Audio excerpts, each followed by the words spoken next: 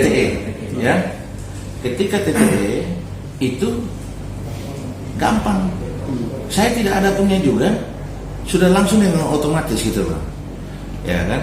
Nah, TTE itu berproses ketika misalnya ketika masyarakat mengajukan permintaan, ya kan, uji urus ini itu dari operator menaikkan kepada kepala seksi.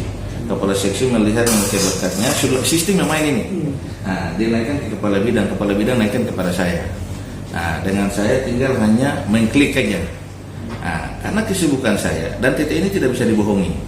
Karena dia berlapis, sehingga password saya, username saya memberikan kepada ADB, ya, ADB yang memang bertugas memverifikasi semua dokumen itu. Jadi tanpa ada saya pun juga, itu pelayanan jalan gitu loh. Orang langsung kasih pulang gitu. Itu memang kita menciptakan hal-hal seperti itu sehingga masyarakat tidak terlalu mengeluh terhadap pelayanan dinas ini. Dan juga karena ketersediaan belangko yang cukup banyak, ya, karena hubungan baik saya dengan pemerintah pusat, khususnya di Dukcapil, itu belangko kita dapat tuh puluhan ribu dari sana. Jadi tidak seperti dulu. Dan dapat belangko berapa saya umumkan gitu loh, tidak ada untuk simpan belangko. Jadi memang tidak masalah, apalagi sekarang tidak ada pakai belangko kartu keluarga, akte kelahiran, akte lainnya kan semua sudah pakai kertas A4 80 gram itu. Jadi memang untuk sekarang pelayanan Dukcapil itu sudah cukup normal. Memang kita masih layani per zona, per kecamatan disebabkan karena pandemi COVID ini aja, sehingga tidak terjadi penumpukan. Jadi wilayah kecamatan Lubuk di hari ini, besok kecamatan Kelapa Lima, Molava sampai dengan selesai gitu lah. Tapi tidak kaku juga, misalnya ada dari kecamatan lain yang datang karena memang urgensitasnya, anaknya sakit atau mau berangkat atau mau apa dan lain sebagainya, itu kita juga fleksibel.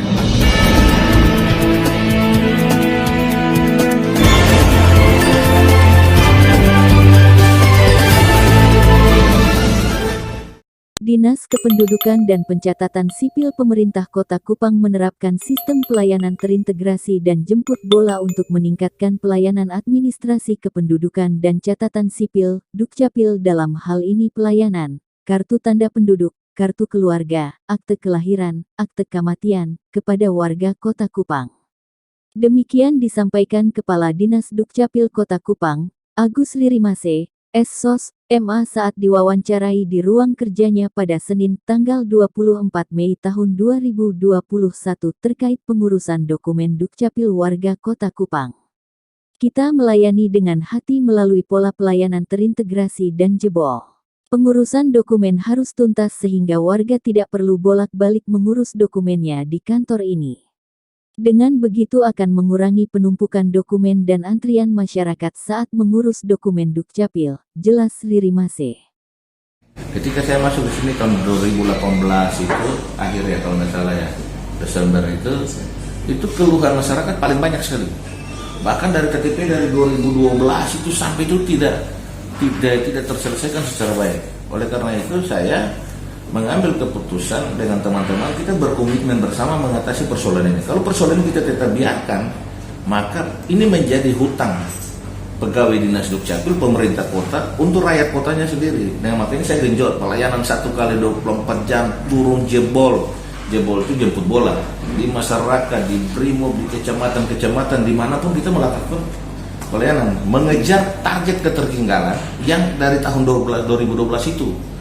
Oleh karena itu kami juga membentuk sistem, ya, yang mana terjadi pelayanan terintegrasi. Ya, pelayanan terintegrasi itu salah satu cara saya yang membuat sehingga tidak terjadi penumpukan juga.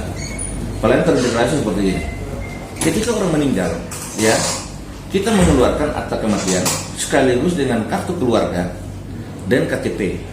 Contohnya seperti dalam satu rumah tangga, suami meninggal berarti otomatis dia harus keluar dari kartu keluarga, istrinya menjadi kepala keluarga. Nah, dan KTP daripada si istri itu kita membuat status adalah cerai mati, ya, atau statusnya cerai mati. Sehingga dengan ini kita melayani, istilahnya belanja 1 dapat 3. Kita buat akte kelahiran kita kasih 3 itu.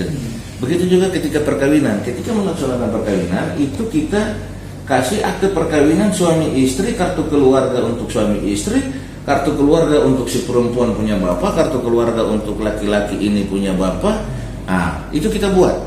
Nah, jadi sehingga orang tidak datang urus bolak-balik di kantor ini. Itu kan mengurangi mengurangi penumpukan gitu. Terus begitu juga ketika orang mengurus akte kelahiran.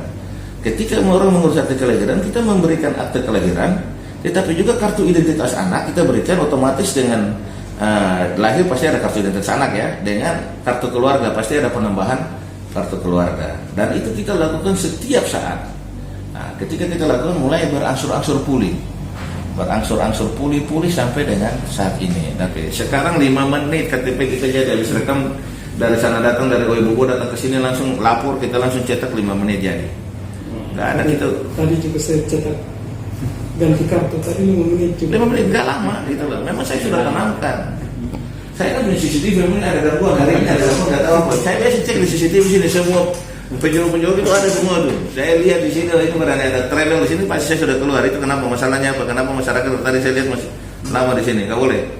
Nah, dan saya sudah juga memakai aplikasi yang berbelit-belit. Contohnya seperti kalau dulu kan selalu pegawai Dukcapil minta pengantar RT, pengantar RW, lurah, nggak ada. Saya pangkaskan nggak ada.